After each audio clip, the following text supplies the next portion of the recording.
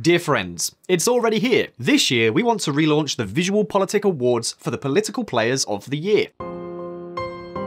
Our aim is to make this a tradition from now on. What I can tell you, 2020 has been very difficult. Probably the worst year any of us has seen in decades. We know that many of you who are watching us have had a hard time. You may have even lost loved ones because of this horrible pandemic that has stormed the globe.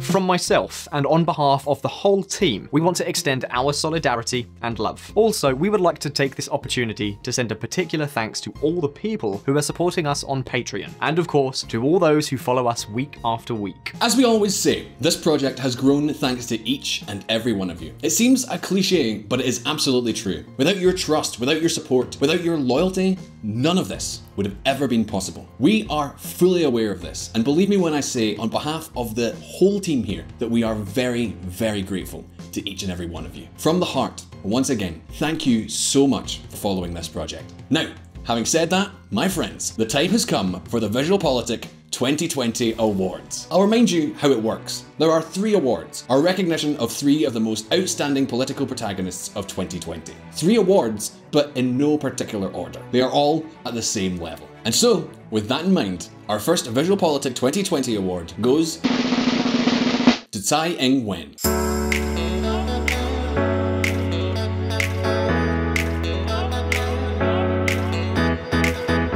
Yes, we know, Tsai Ing-wen has already been awarded here. She received one of the VisualPolitik Awards in 2017, and that means this will be no less than her second award from us. Something that we have to admit, we were in 2 minds about at first. So let's just say that it was a tough choice, but at the end of the day, the truth is that she has earned it. 2020 has been the year of Taiwan, and especially of Tsai Ing-wen, so we could not leave her out. And take note, because if back in 2017 we said that the award does not recognise political successes so much as the will and ability to resist Chinese harassment, this time we can add many political successes to that stoic will. And the fact is that, although it may seem a lie, for Tsai Ing-wen, 2020 has been a bumpy year. Look, 2020 started with a resounding victory for Tsai Ing-wen in the January 11 elections, in which not only did her party achieve an absolute majority in parliament, but she herself obtained the highest number of votes of any president in Taiwan in the presidential vote, taking away from her rival, the Kuomintang candidate, almost 20 points. A real beating. Then, her government anticipated the potential scale of the SARS coronavirus too, and made Taiwan the model to follow, the great reference to face the pandemic. To give you an idea, this island of just over 23 million people managed to contain the pandemic. Throughout all of 2020, it has recorded just over 700 infections and only 7 deaths. Interesting side note, no mass confinement was carried out. The question, the big question we can ask ourselves is, how on earth did they do it? Because they basically ignored the World Health Organization and took action from the first hint of the virus. They were very quick. When the first cases in Wuhan were reported as early as December 2019, the Tsai Ing-wen government set up controls at the border, controls that have been tightened as the pandemic has spread around the world. The government recommended and asked citizens to use masks from the beginning. They prioritized the tracking of cases through tracing and testing, and put technology on the front line. The use of big data and GPS to detect suspicious cases and infections, as well as to control the quarantines themselves, has been widely used. In addition, they recommended social distancing measures in all public spaces, and the communication of information and transparency of their processes with citizens was almost total from the beginning. But that's not all. Economically, things are going well, despite the pandemic, and thanks to the rapid reaction of the government in 2020, it is estimated that Taiwan's economy has grown by approximately 2.5%. Yes, that's right. Taiwan's economy is one of the few in the world that will not close the year with negative growth. For the first time in a very long time, the Taiwanese economy will grow more than that of the People's Republic of China.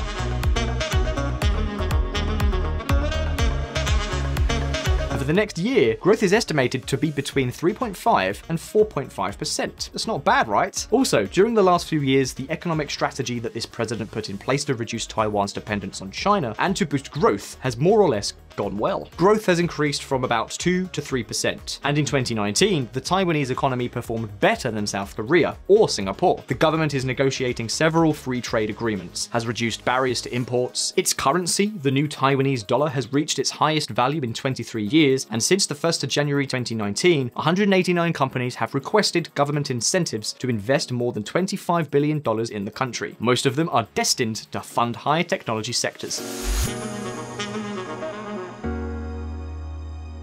And as if that weren't enough, Taiwan is also reaping increasing international support, despite Xi Jinping's increasingly aggressive policy. In fact, on the 9th of August, Taiwan received a visit from the United States Secretary of Health and Human Services, Alex Azar. This might not seem like much, but it was the highest official visit to Taiwan in the last 40 years. This was a real endorsement of the government of our 2020 award-winning president, Tsai. In fact, her government has practically received an open tab from the United States to buy all the weapons that they want, besides developing a new defense strategy that we've already talked about here on VisualPolitik. So you see, for her swift and effective reaction to the coronavirus, for her relatively good economic performance, for her diplomatic successes, and for her determination to resist Chinese pressures, Tsai Ing-wen is our first VisualPolitik 2020 award winner, making it her second award. President Tsai Ing-wen, on behalf of the whole team, congratulations. So, our next VisualPolitik 2020 award goes to the protesters in Thailand who have fought for civil freedom during this already rocky 2020.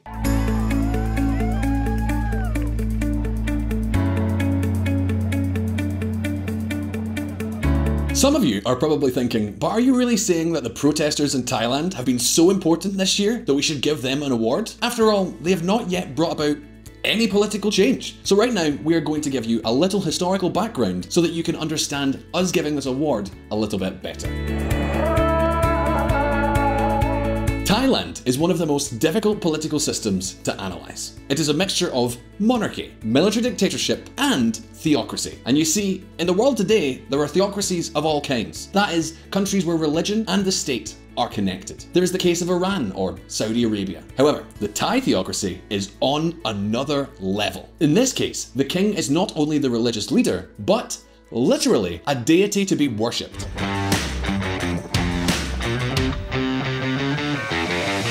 That's right. According to the Thai religion, the King of Thailand is the personification of the god Rama here on Earth. And this has been the case for centuries. This explains why, in Thailand, any offence against the crown, however slight, is considered blasphemy and can lead to imprisonment. That includes making a sarcastic comment about the king's dog on Facebook. So, I guess it's fair to say, none of us are ever going to Thailand. However, for decades, the Thai people have accepted this system. If there is a monarchical society, it is the Thai one. To give you an idea, in 2016, the previous Thai king, King Bhumibol, died. Well, 1 in 6 Thai people attended his funeral. Another example, if you go to the cinema in Thailand, before the film is shown, you have to get up and listen to the royal anthem of Thailand. Such popular support has allowed this very authoritarian system, where the king chooses the military junta that rules the country with an iron fist, to continue. And so now you'll say, how can the god support such an oppressive system? Well, up until 2016, the kings of Thailand have been clear examples of the benevolent dictator.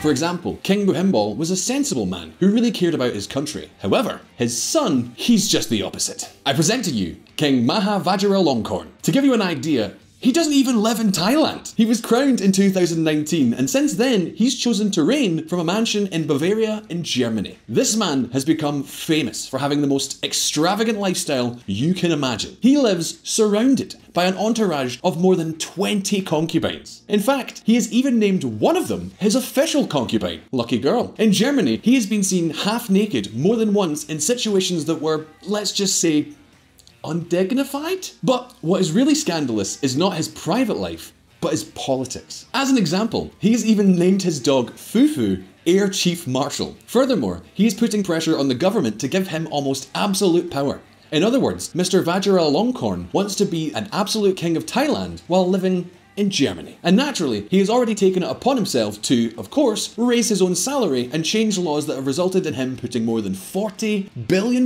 into his own pocket. And now, I know what you're thinking. Wait a minute, Grant. Isn't this the video where you're supposed to give out the awards for the best politicians for the year? Are you really going to give this guy an award? Doesn't he have enough concubines and money already? Obviously, he's not the one getting the award. The prize goes to the organisers of the protests against this king.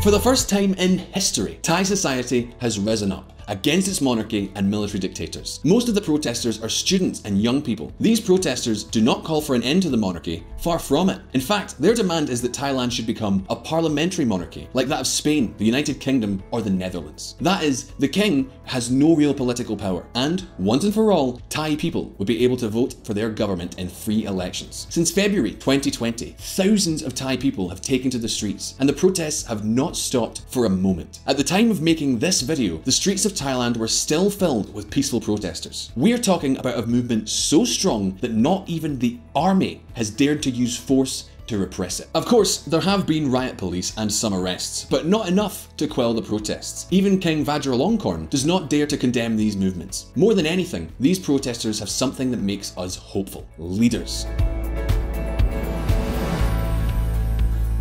At the head of these protests, there are several lawyers and politicians who could become an alternative government. And this is very important. We have said it 1,000 times here on VisualPolitik. Power cannot exist in a vacuum. No matter how much people protest against a dictatorship, it is almost impossible to overthrow an authoritarian regime if there is no alternative. However, the protesters in Thailand have a serious candidate. In particular, I would like to highlight one figure: Thanatorn Juangoronggrankut. This man with, let's be fair, even for me, an unpronounceable name, was the leader of the dissolved Future Forward Party. This is one of the few opposition parties that have managed to have a presence in parliament. Although he will probably end up in jail, he has become a recognisable figure, both inside and outside the country. Of course, we cannot predict the future. It is likely that, at some point, the Thai military will end up suppressing these protests. But for the moment, there is every reason to believe that these protests will achieve the desired change. It may take several months or even years, but if they succeed in making Thailand a democracy, it will have been worth all the effort. So, for both their courage and their good political strategy, this year we are giving a VisualPolitik award to the protesters in Thailand. So, a big round of applause and all the best from the entire VisualPolitik team. And now,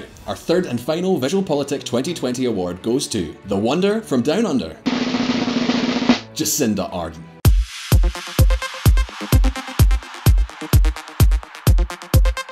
Okay, I'm sure, absolutely certain at this point, at least one of you has jumped out of your seat. How? Jacinda Ardern, VisualPolitik award? How is that possible? Dear friends, those of you who follow VisualPolitik know that Jacinda Ardern, the Prime Minister of New Zealand, does not have a profile that earns her many points on VisualPolitik, nor do we have much to say about her first term as Prime Minister either. But then, why is she the recipient of this hard-fought award? Well friends, it's because during 2020, Jacinda Ardern has done what she did not manage to do during the rest of her mandate, to be a true role model. 2020 has been a year marked by the coronavirus, something that Jacinda Ardern's government took very seriously from almost the outset. Their reaction was not as fast as Taiwan's, but New Zealand is a country very similar to many Atlantic countries on both sides of the pond. In fact, every time someone says that a European country cannot be compared to Taiwan because of the Asian culture being so different, New Zealand shows us how to deal with the coronavirus as if it was an attainable goal. To give you an idea, New Zealand has recorded just over 2,100 cases and 25 fatalities since the start of the pandemic. As a comparison, taking into account the differences in population, this data indicates that Spain, for example, has had a mortality rate 300 times higher. For Spain to achieve a mortality rate equivalent to that of New Zealand would have meant having less than 250 deaths in total, and not the approximately 70,000 that it has recorded. It is such a huge difference that fact alone justifies an award, don't you think?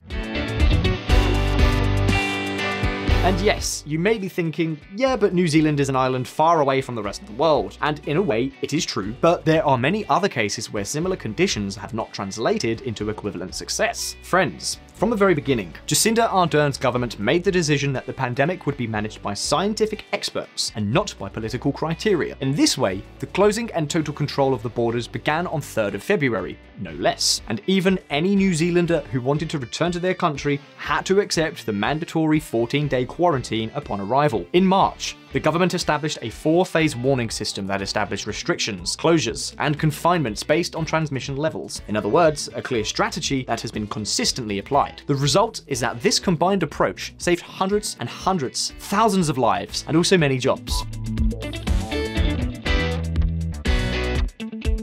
Because despite all the restrictions applied, New Zealand's economy is estimated to have fallen by only 2% throughout 2020. In other words, the management of the coronavirus that Jacinda Ardern played a starring role in throughout 2020 showed that controlling and eradicating the virus could have been possible, even in non-Asian countries, and has also shown us that taking SARS coronavirus too seriously would not only have saved lives, but would have also been positive in economic terms. And not only that, it has also revealed a third, very important factor. On the 17th of October 2020, general elections were held in New Zealand. Elections in which Jacinda Ardern reaped a phenomenal result. Her victory was overwhelming. She achieved the first absolute majority under New Zealand's current electoral system and scored almost 25 points more than the main opposition party, the National Party. In other words, in this case, Jacinda Ardern also shows us how resolutely facing problems by pursuing results and not votes can also make you win elections, an approach that could have suited many political leaders. Insert your country's leader name here. For all this, my friends, Jacinda Ardern wins our 3rd VisualPolitik 2020 award. And with that, we have them all. To recap, our VisualPolitik awards for the best political players of 2020 go to ing-wen, Thai protesters, and Jacinda Ardern. Congratulations to the winners.